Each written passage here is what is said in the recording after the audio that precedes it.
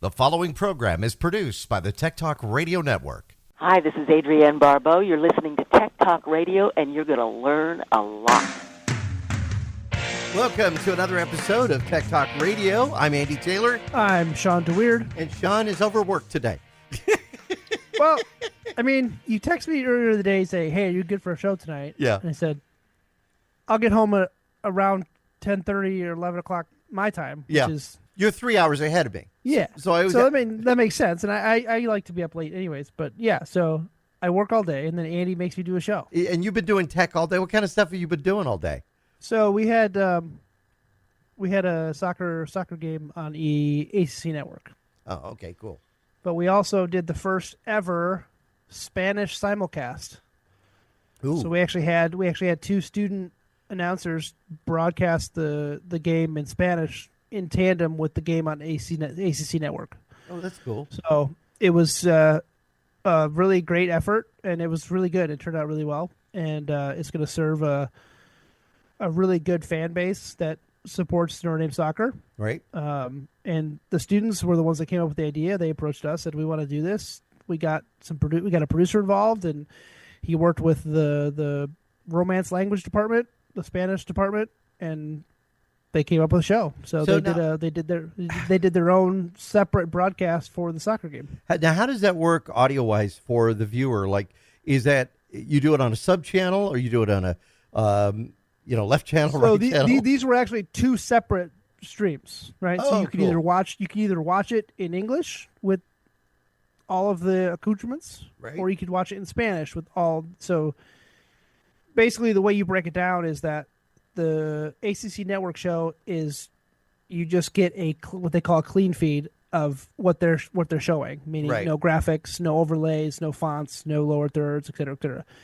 And then you just take that clean feed and add your announcers and your own graphics. Wow. It was a cool thing we tried, and I think it's going to continue. So that's what I went in, worked on that for about 10 hours today. So 10 hours? That's a long soccer game. Between setup and prep, and I have to be there 5 hours before the game starts. Right.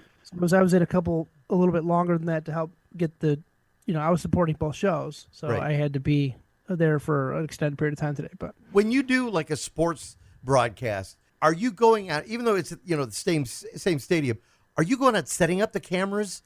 Like actually, or are they already set up and it's just a matter of connecting? It depends, right? It depends on if we have other events during the week that we need the equipment for. If we don't, like we have another game this coming Friday. Right.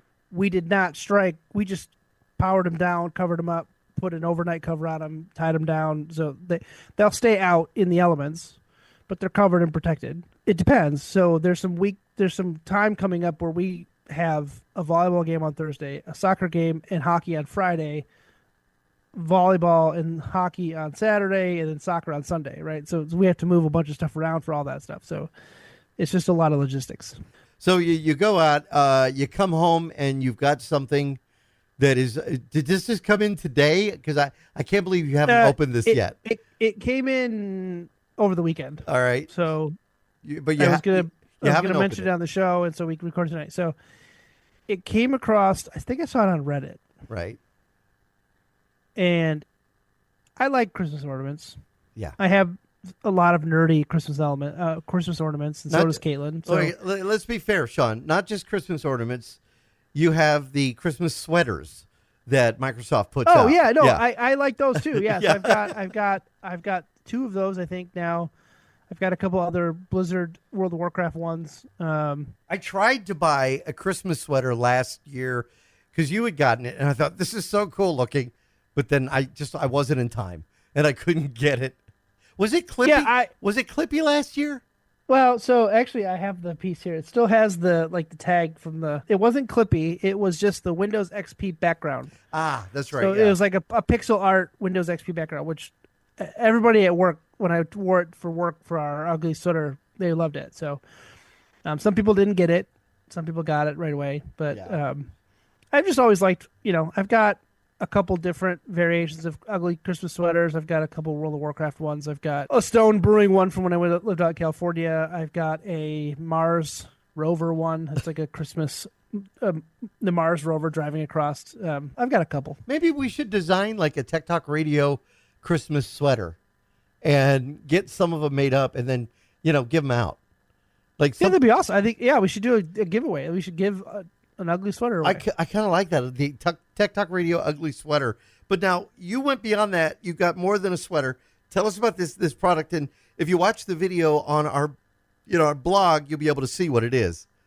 So I like nerdy Christmas ornaments. Our tree is littered with them, right?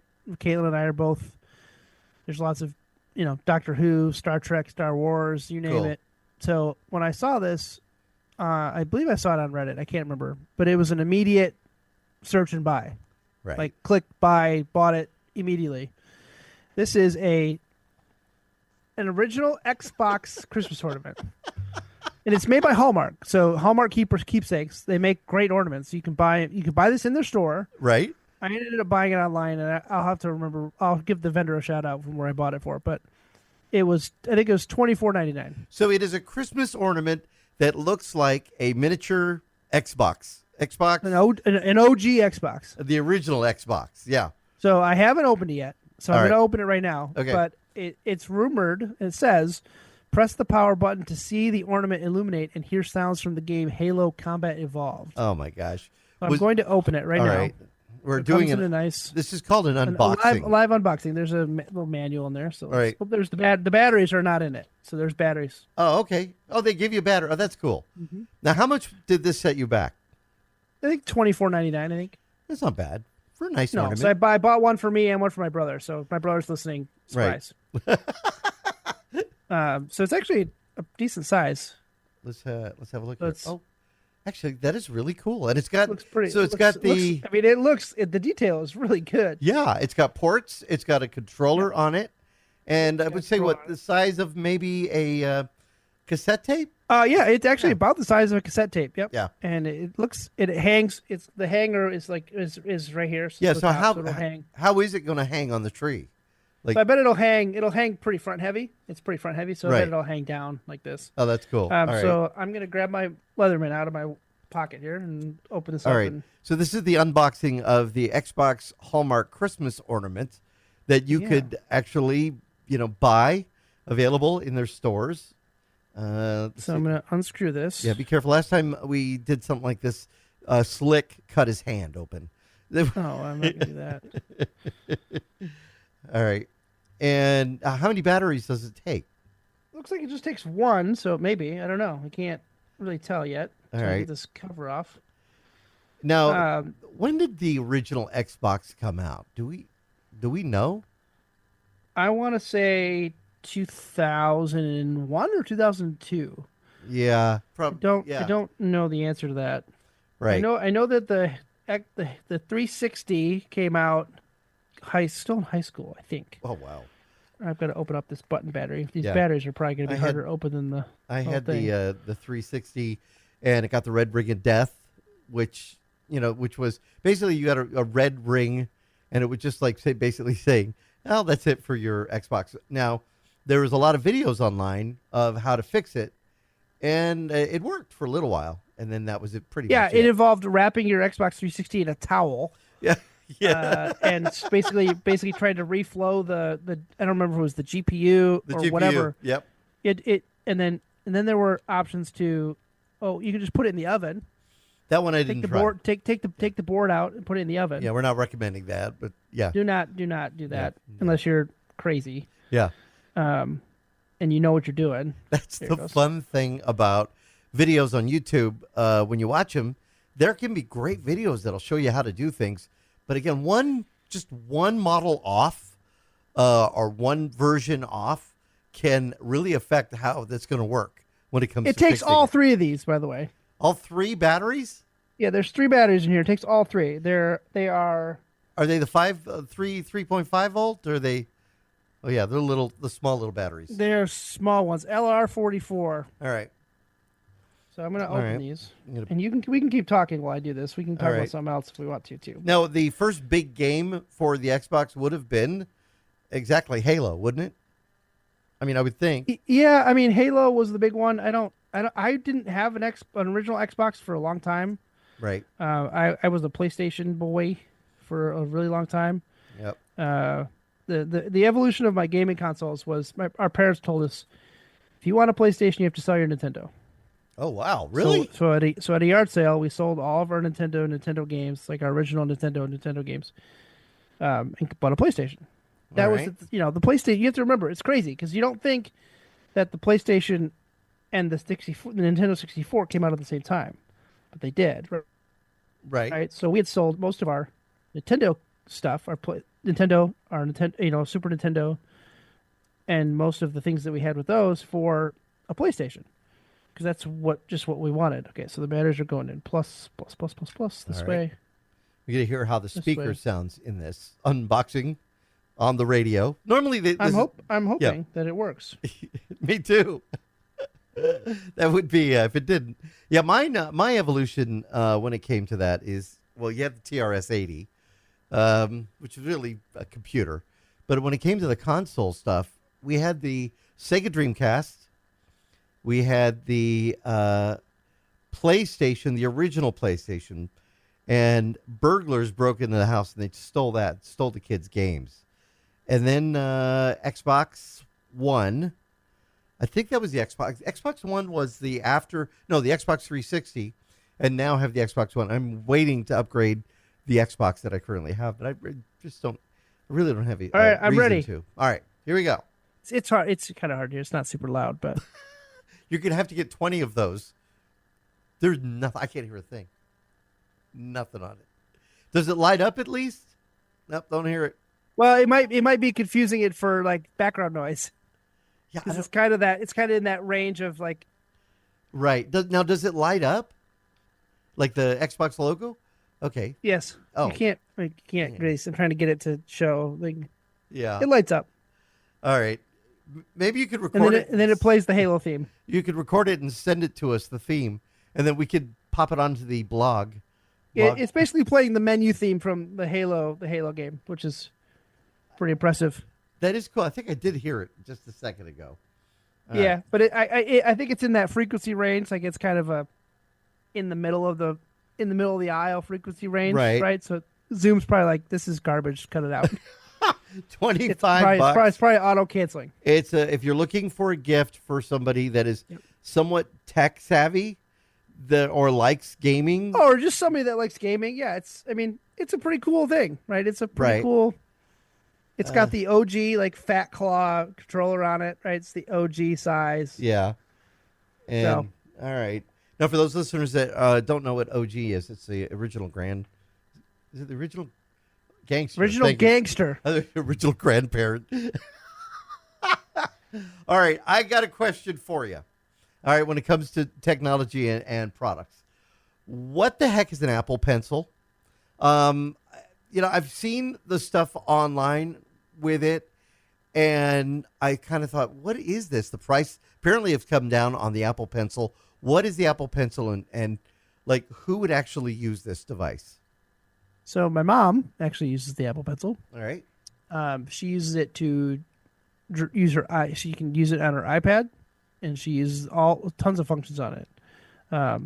To draw, to doodle, to do work on, erase. I mean, it can control certain functions on your iPad. So if you're a big iPad user, the Apple Pencil's pretty legit. So for what you basically, do. it's like Depends on- it's a stylus, then, right? I mean, that's yeah, but it's a stylus for Apple. I mean, I don't really know how else to describe it. Right? It's like it's got the Apple logo on it. It's another user interface for right.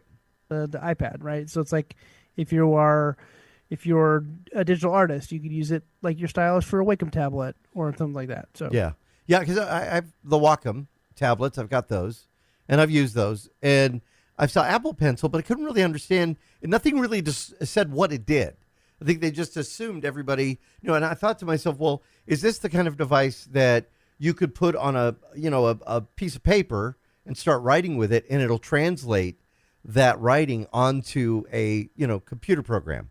Because we've seen those are out there; those are available, and you can find those where you can write with a pen. A Logitech, I think, has one. You write with a pen and on a blank piece of paper, and just Yeah. your handwriting. It'll translate what you're writing into, if you don't have a keyboard or whatnot, into the computer. So then you can manipulate that text, edit it, Yeah. the whole bit. So I just asked ChatGPT to give me a kind of a breakdown of the features Right. on the Apple Pencil. The features are precision, so it has pressure sensitivity, so you can draw thin lines, fat lines, wide lines, short lines, etc. Tilt sensitivity, so you can get shading techniques based on like the angle your pencil is. So if you were trying to shade wider strokes, or so like if you're doing pencil drawings, low latency, so like no lag, so Oh, wow. very low latency. Palm rejection, so while you're using the Apple Pencil, you can have your palm on the screen and it won't erase or move things on the screen. That's helpful. So it identifies that, hey, I'm using the Apple Pencil. My palm is, if I'm right-handed or left-handed, right? People that are left-handed can draw on here without having it interfere with things they're writing as they're writing from left to right. Right. Or, erasing things as you're writing from left to right if you're right-handed, right? So, yeah, so it's another tool to use with your iPad that can allow you to get some more creative pencil-like functions. Does it pretty much work with all of the different iPads that are out there, or I wonder if it's only the newer ones? The first pencil was released in November of 2015. Oh, okay.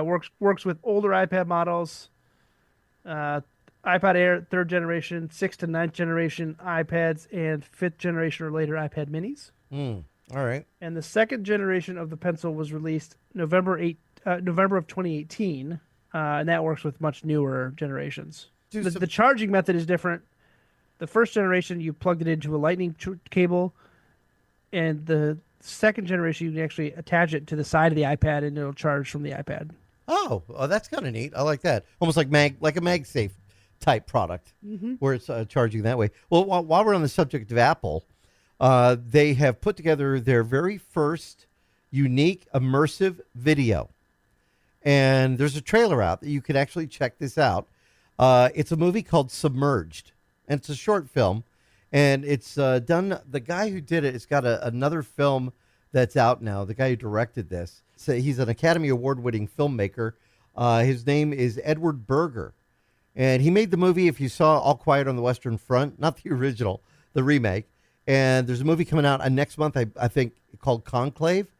But it's a short film, and it gives you the ability, while you're wearing the Vision Pro, to be in certain scenarios, such as going underwater, or flying through the air, or being in an action sequence. And it will be available inside the Apple TV app. Matter of fact, it was made available, I believe, earlier this week on Thursday. So if you want to check out if you don't have the Vision Pro, but you kind of want to see what they kind of do, and it will give you an idea of the immersion that you can go to, you can check out the trailer. It's available on YouTube. Just do a search for Submerged trailer. I will say that if you're claustrophobic, you might not want to watch this. No, yeah, it takes place, I think, on a submarine. Yeah, it takes place on a submarine, so you're in tight spaces, underwater. It, just from what I've seen quickly, it doesn't necessarily look like something I would want to watch. Yeah, or be part of in an immersive world where it feels like you're trapped underwater. Yeah, if you're gonna, thank you. Yeah, that's probably not a good thing over there. Now that's something that Apple is really kind of going head first into. Now we want to create content for Vision Pro users that are out there that have bought the devices. In the meantime, Meta is doing some stuff with that too.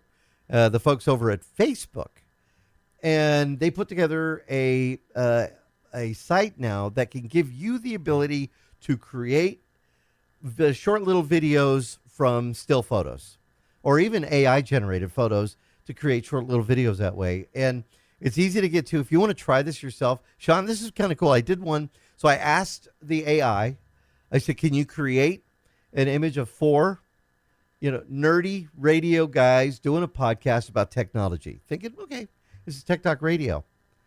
They all look like Matt. Every single one of the characters look like Matt, who's not here today after spilling some ramen on himself. I'm hoping he's okay. He got a little scalded.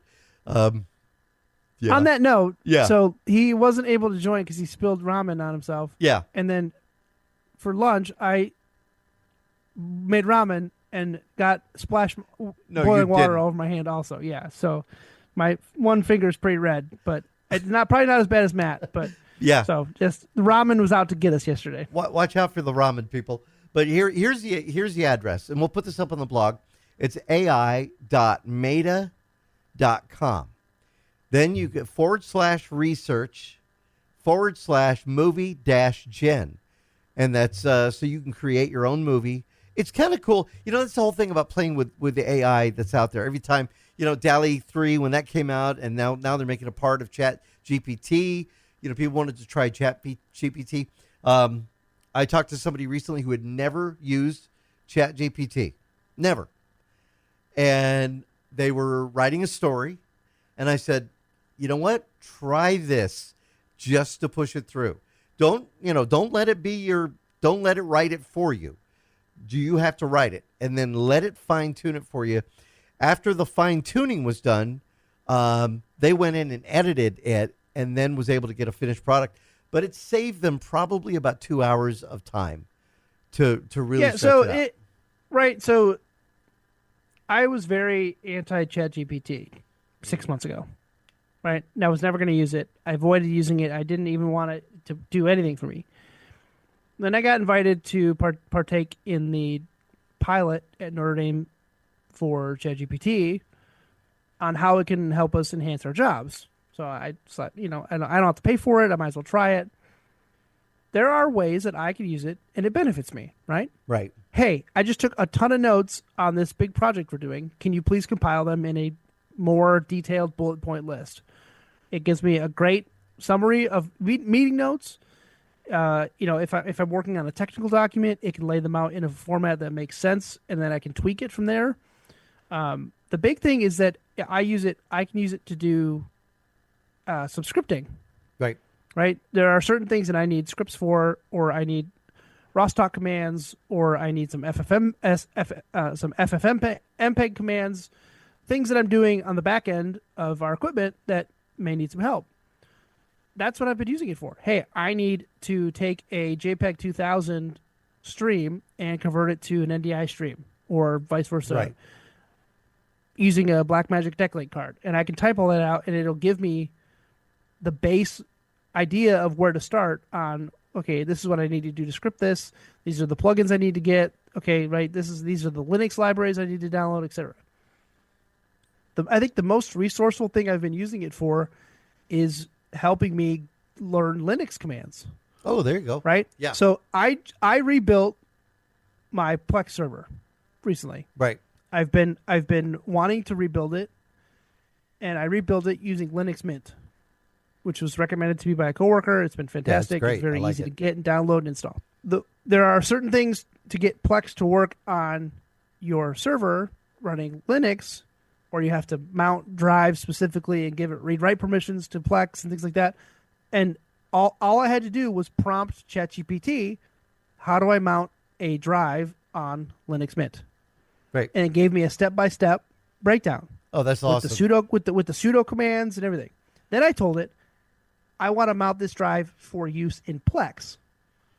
And it gave me a detailed breakdown of, hey, here's what Plex says. Here's what you need to do on the back end. I had to tweak a few small things, like right. drive names and drive letters and things like that. But I was able to work my way through, mount the drives, get it reformatted, pair it to Plex, and all. I know some basic Linux, right? I'm not a super user by any means. It could be challenging. But it could, but this was able to walk me through. Here's how you do this function in Linux. That's what I've been using it for. We have to take a quick break, but there's a question that parents asked me about this ChatGPT, and I want to share. We also have some listener questions that we will share coming back, but I want to get your thoughts on it, Shawn, when we come back with Tech Talk Radio. I'm Andy Taylor. I'm Shawn DeWeerd. Find us on Twitter at Tech Talk Radio. We'll be right back. Now, back to Tech Talk Radio. Before the break, we were talking about ChatGPT and how many people are finding it to be a great resource, like you did, Shawn, in helping to learn maybe some Linux commands that were out of reach. But people have been saying, I learned how to do an Excel spreadsheet this way, or, I've learned how to save a document, or, to use the cloud a little more efficiently. It's there. I mean, we've had Wikipedia and we've had, Reddit. We've had all these different sites that can tell us, but this could be more streamlined to exactly what you want to do. Well, it to me, it's like I'm asking a person. It feels like I'm asking another person, I need help with this. Right. Please help me. Somebody who and knows. it gives me a response in I don't want to say ChatGPT is a person, but it feels like I'm getting an answer from a person that is relatable in the way that I've been prompting it. So it makes it's not, here's how Joe did it on, Tom's Hardware. Right. Or whatever. It's a much more easier to understand way, and it also works on how you prompt it, right? It's like the better you can prompt it, the better you learn how to prompt ChatGPT, the better your results are going to be. So I had a listener, a mom, that had called me the other day while I was on the air, and she had a question. She got a 10-year-old son, and he is he's starting to want to know about this AI and do all that. But she has been hesitant to allow him to be able to get into using ChatGPT because she's heard stories about maybe the kids letting it do the homework for them, or, doing reports and they're not learning from it. And she wanted to know our thoughts about it. Do we think, is that going to be a problem?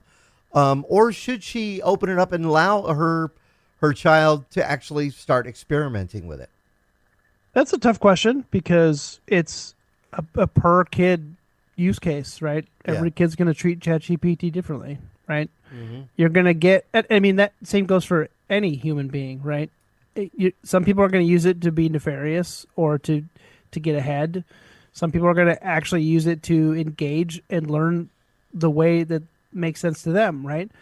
And, you're seeing it in schools where it's, oh, you use ChatGPT to write this thing. Right. Okay, then the students are saying, prove it. Yeah. Right? And how do you prove it? Well, I'd ask ChatGPT to prove it. Well, how do I know that ChatGPT is doing the right thing? So you have all these AI identifiers that are getting people in trouble because students are just saying, write this paper for me. But also, as we have found I found with Google AI, the answers aren't always 100% correct. What information it gives you may not be it. Trust but verify, right? That's a key function in technology, right? The internet is as a whole, life as a whole, like critical thinking. Trust but verify, right? Use ChatGPT and trust it, but don't just say, here's my story and submit it. Like, go through, read it, figure out what went right and what went wrong. Adjust, make changes, reprompt if you have to. Like, ChatGPT is not the end all, right? It is a tool that you can use to enhance your knowledge. And that's how it's expected to be used. Do you think, Shawn, that maybe, while ChatGPT has certainly got its benefits, and I have found ChatGPT to be extremely helpful when I have a couple of paragraphs and I want to have streamlined. Could you give this streamlining or SEO to this? I have found it to be used that rather than just creating from scratch. But a lot of people are using it like you did with trying to find out with Linux, just asking it questions like, hey, how does this work? Or how does that work? Or where can I find more info on this?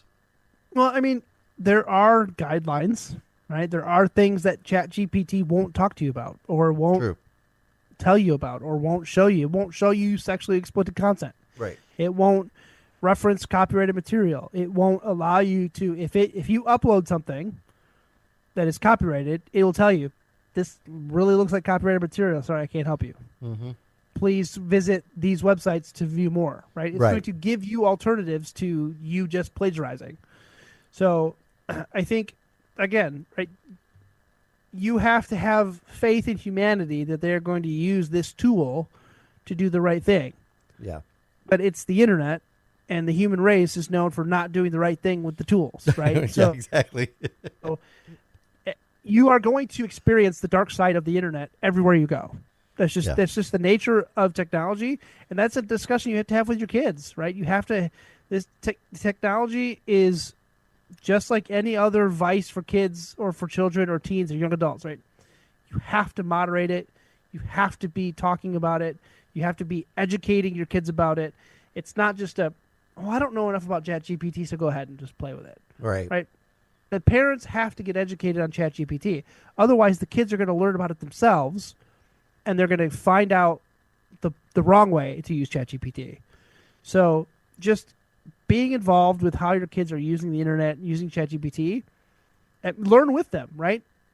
Try prompting things or try creating, I know Justin uses it with Eric to prompt bedtime stories, and Eric will give him ideas, say, hey, I want to talk about this in the story, and Eric will prompt ChatGPT to help him create the world that his story is living in, and that's been a benefit for them, right? And you're engaging in the technology as father and son, and I hope that I'm going to be able to do that with Max and Daniel down the road. But I just think, like with anything, any societal function, it's you have to be engaged with your kids, and that's just going to help them understand what is good about ChatGPT and what's bad. And those discussions aren't ever easy. No, yeah.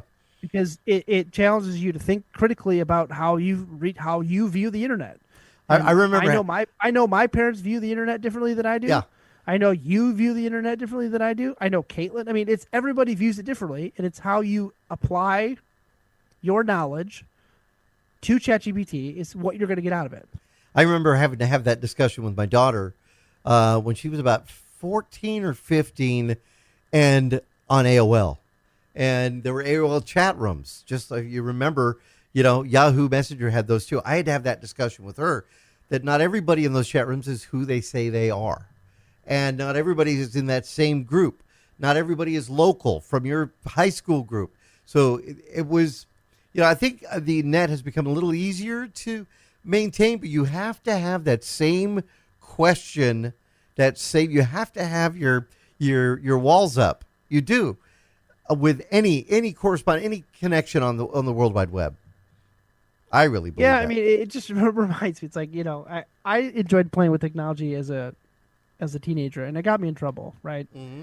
And I can remember specifically, like, we had a dial-up connection, and my parents never let us have the password. Oh, wow. So while I was at the public library, I was able to find a keylogger.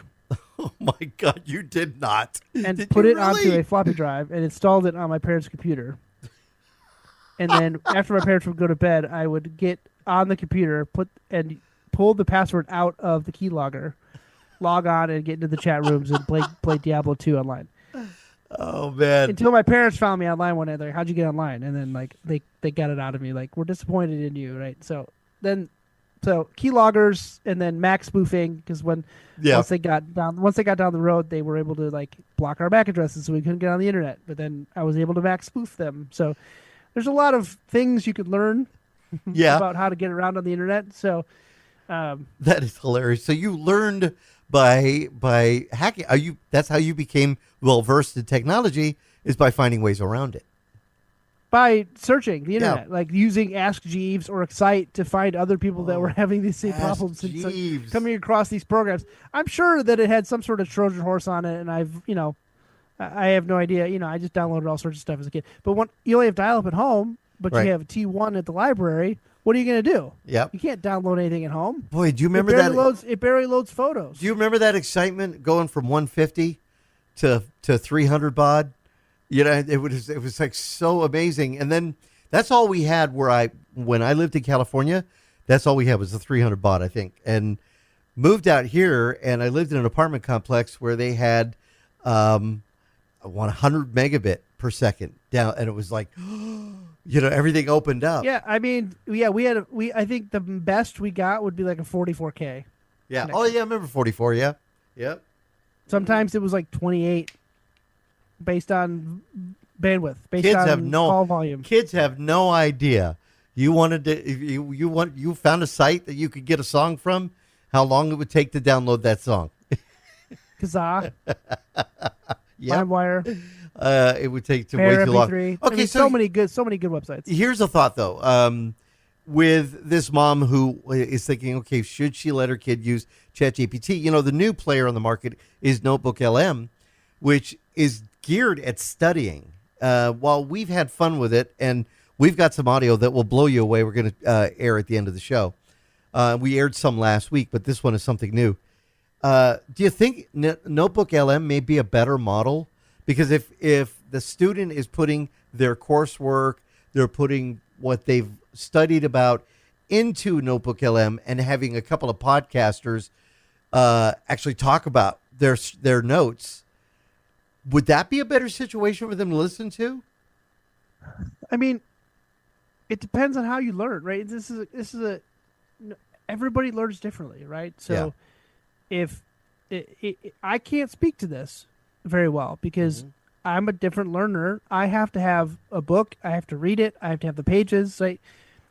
Yeah. But I also enjoy listening to podcasts.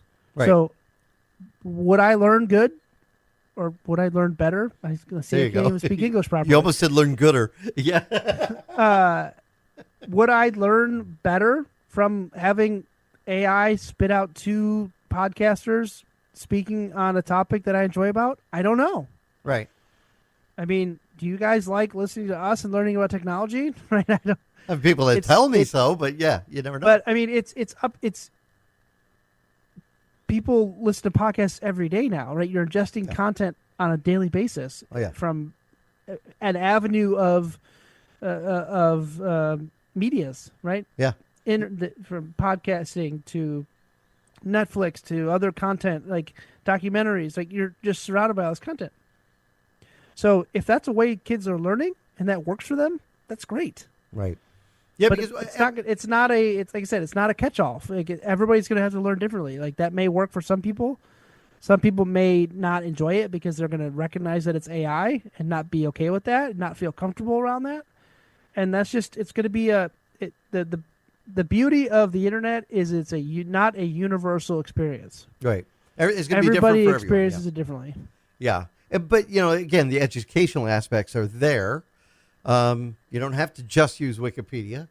You have all these other avenues now you can learn with. And, you know, the kids these days, I mean, I remember you'd have to go to the library and you'd have to look up the Encyclopedia Britannicas.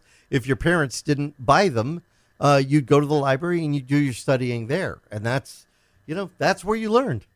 I believe we had Encarta. That was a Microsoft program, wasn't it? I believe we had it was like 12 CDs. Yeah. Yeah. And it was interactive, a flash interactive. You put in the CD and it interacted. It was great. Yeah. I enjoyed it. I mean, we still had the books. We still had an entire world encyclopedia. And I remember using it to look up things that I needed to know. And, you know, it's hard, but do you know how to use the Dewey Decimal System? Would you be able to go to the library and do it? Probably, maybe. I don't know. Without looking it up? I've been to the library in a while. The one here I know. in Valley is good, but you know, growing up, you got a 138.6. That was the number you got for your book. And you had to go find it. You had to find it in the stack. Yep, that's true. And then you had to go put the card back because they had these huge catalogs of all of the Dewey Decimal System cards. All right, we got listener questions. We're going to take care of some of those coming up next. Some new products. I got some new that I got. I'm not going to be able to keep it. I'm going to have to send it back because it's just too big. So we'll do that with more of Tech Talk Radio. I'm Andy Taylor. I'm Shawn DeWord. Read our blog at blog.techtalkradio.com. We'll be right back. And now, back to Tech Talk Radio. Hey, what's up? This is Tom Arnold, and you're listening to Tech Talk Radio. They're really great, and I love them. Hey, how about a copy of Windows? Can I get a laptop? So you showed us the Xbox Ornament, which I thought was actually kind of cool. I'm going to have to go get one. But I wanted to show you something I looked at, and I thought I could actually use this in my car. This is from Car and Driver. And what it is a 10-inch screen that can be used with Apple CarPlay or Android Auto. I think that's maybe what they're calling it now. But it gives you the ability to have FM radio integrated into this. So you can actually have your radio as a part of this with Android Auto or Apple CarPlay. It'll put your app on the screen. It's powered by a USB-C that connects to your 12-volt port, and it's pretty awesome. The problem is it's too big. These are expected to be put on top of your dash. We're in Arizona, and it has a sticky, so it sits on top of the dash, and there's no quick release clamp on this, so it would be in your car on top of your dash in our Arizona heat. So that would probably not be a good idea. It does have a card reader on it, so you could put a card in and have video. So if you're parked, you could watch video on it. It seems like a bad idea. That does, doesn't it? Because I know somebody's going to be watching videos while they're rolling down the road. I just don't. My truck is a 2017, right? And it's right before screens and buttons and all this stuff, right? Yeah. And I get into some of these newer cars, and it's like the whole dash is all digital. It's all the way across in some, right? All the way across. Yeah. And you're seeing all of these issues with, my screens are out. I can't see if I'm in drive or park. I can't see my speed speedometer. Exactly.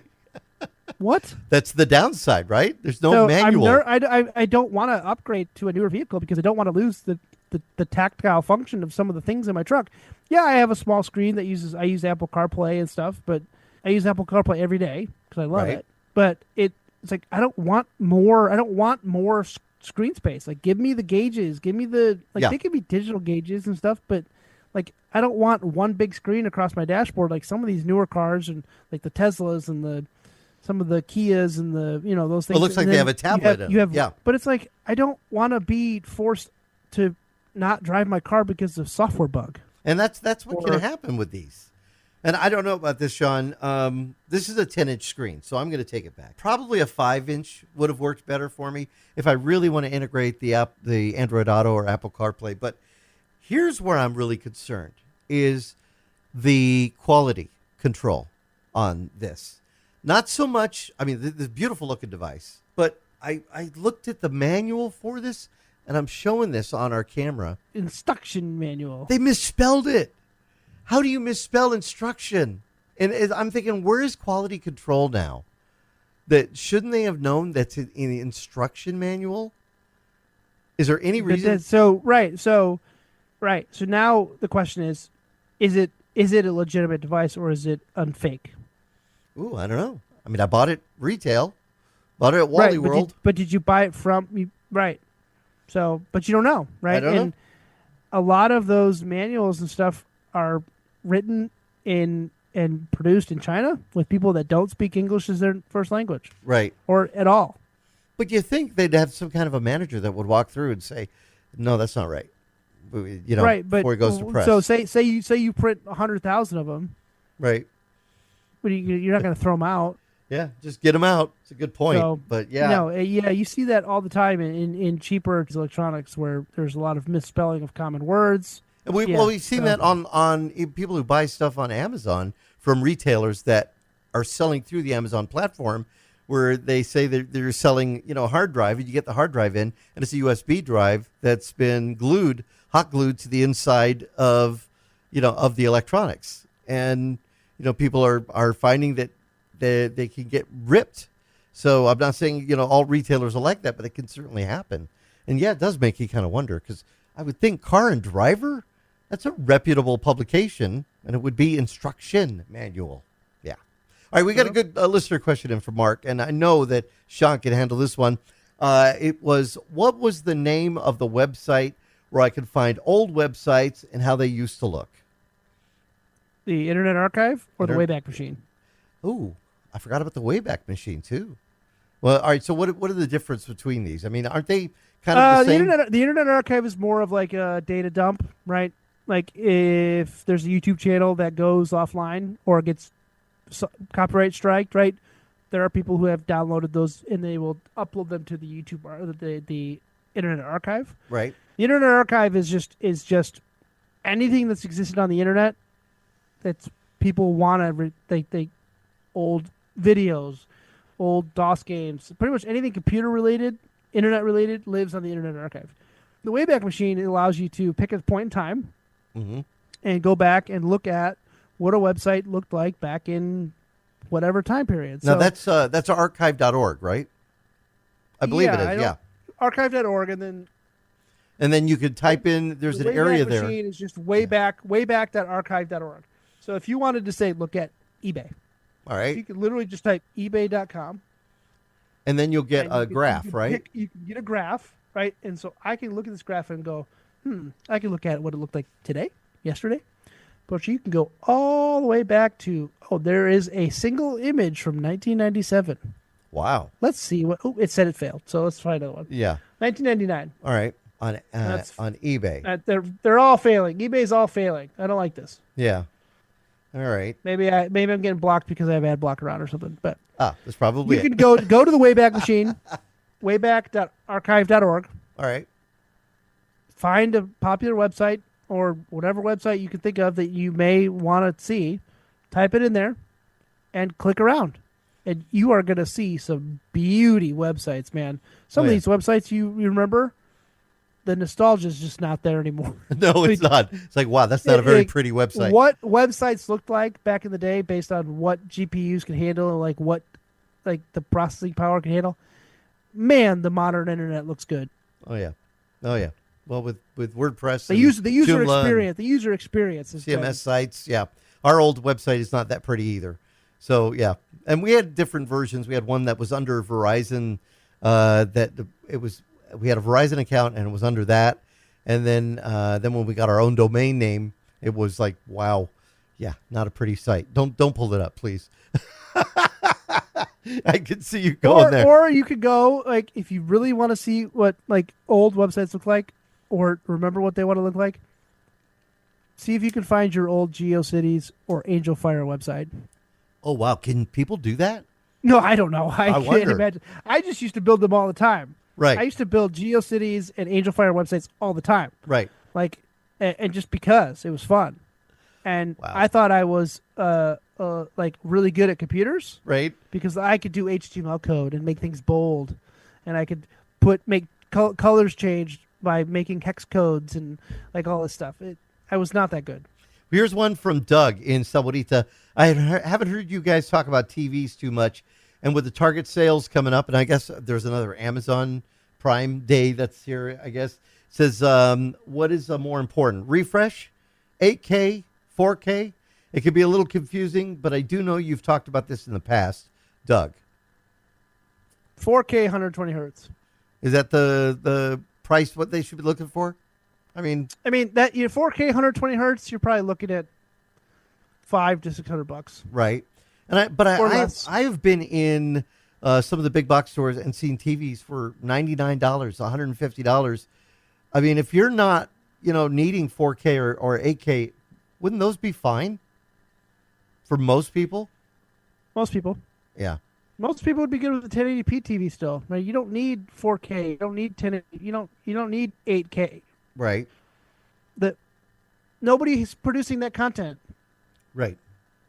Now, you can watch 4K on Netflix and things like that, but you're still not getting true full bandwidth 8K. Right? You're getting compressed 4K. You're getting compressed 1080p. Right? It's hard for people to understand that the larger the number, more pixels, yay. But you're watching compressed video of the internet, right? Yeah. You're not getting true full 4K, right? So the refresh rate is probably what matters the most. If you want a little bit of a silkier look, 120 hertz. If you want normal, 60 hertz, right? It's 144 hertz is up there. I mean, the OLED is probably a little better. You're going to get a better image quality. The pixels are better looking than LCD or, And I mean, you could buy a smart TV as well. Or you can add on, we've got this. We just got this in this week. We're going to be showing it on TV this coming Monday. The Roku Ultra 2024 is now available. You could, stream in HD, 4K HDR. Runs about $79, and it has backlit buttons on the remote. It's a voice remote. It's rechargeable, and you have access to your shows, free live TV, trending TV. It's faster. They say about 30% faster than any other Roku player that's on the market. And here's something kind of cool about Roku, and we've talked about Roku in the past. They have a pretty good channel lineup. I mean, you compare that, you pair that with Pluto and Tubi.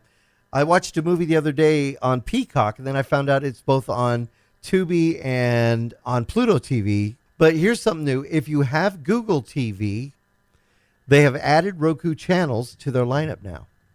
So if you like the Roku experience and now you got a Google TV, maybe you bought the TV or you got that app, Roku has made their product available to those users with Google TV.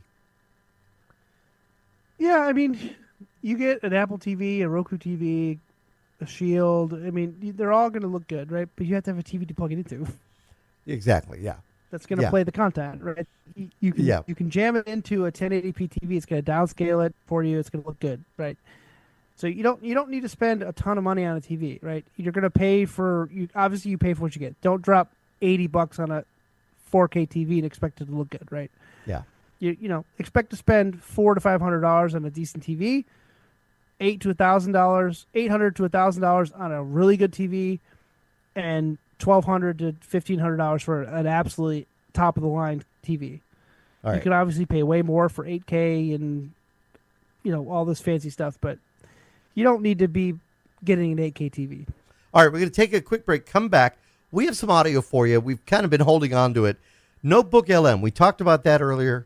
What happens if you convince Notebook LM's podcast hosts that are AI generated that they are actually AI?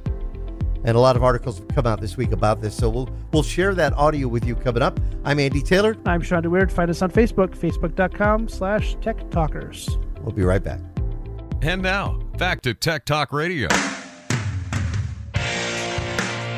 Shawn, you had that uncanny valley when it comes to the Notebook LM podcast host.